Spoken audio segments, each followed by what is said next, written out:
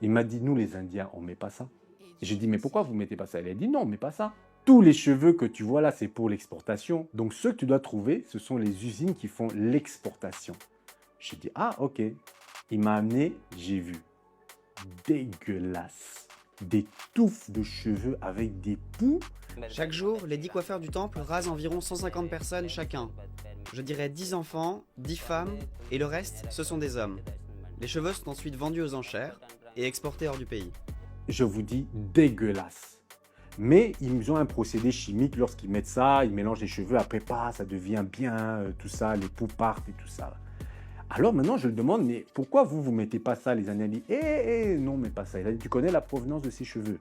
Il a dit, c'est mélangé. Il a dit, quand tu as de la chance, les cheveux viennent d'une famille qui est pauvre, ils ont laissé pousser leurs cheveux pour avoir de l'argent, ils coupent, et puis là, ils donnent leurs cheveux, ils vendent leurs cheveux. Il a dit, ça, c'est le meilleur des cas.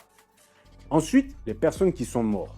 Les personnes qui meurent, on coupe leurs cheveux, on les donne. Et ça, ce n'est même pas encore le plus grave. Vous savez, c'est quoi le plus grave?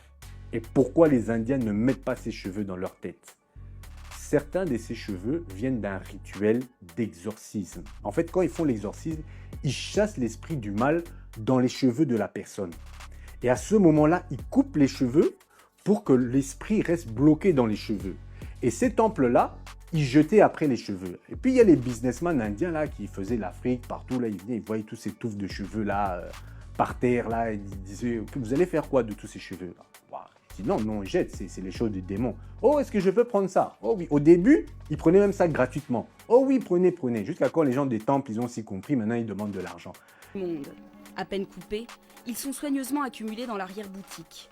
Les moines ont très bien compris que ces cheveux pouvaient alimenter un marché très lucratif et ils l'ont organisé. Et ces personnes prenaient ces cheveux-là à jeter, envoyés en Afrique, avec le démon dans les cheveux.